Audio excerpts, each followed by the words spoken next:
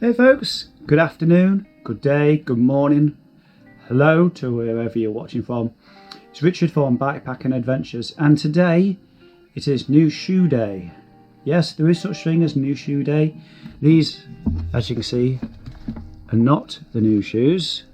I've not been in any of your videos yet. Can I have my big toe in your videos?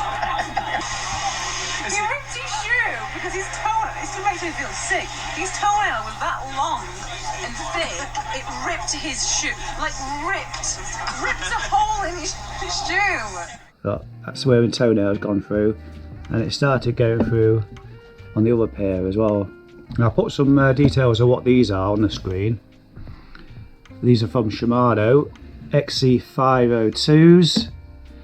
There's the weight per shoes. Quite a lot of difference to what I'm about to show you in a moment.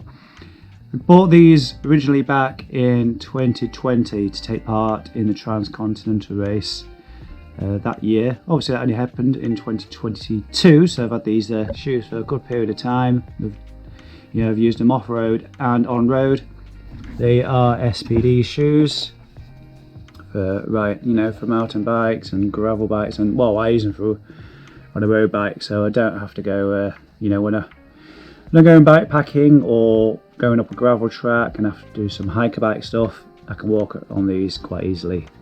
So that's my current shoe, which soon will be going in the bin to be replaced with this new pair. These are also from Shimano. Look at that, nice and shiny, match my bike perfectly. Let's just take one shoe out of the way, shall we?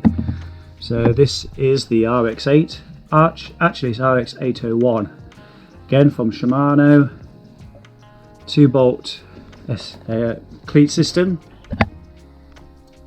SPD. Not been out on them yet. This video is not a review, this is what I've got, what I bought, and I want to hear from you guys down in the comments below.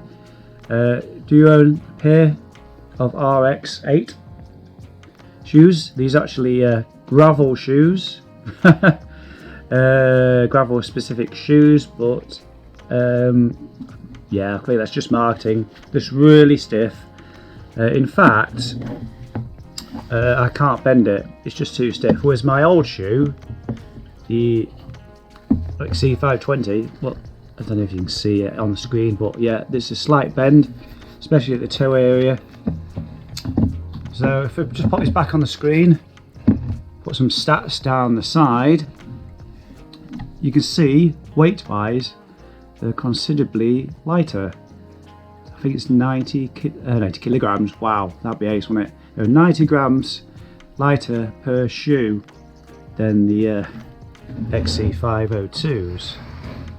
So for doing ultra stuff, yeah, 180 grams saved is a big saving. So yeah, XC520, trying these out tomorrow on the ride, the Shimano RX8. Again, not a review video.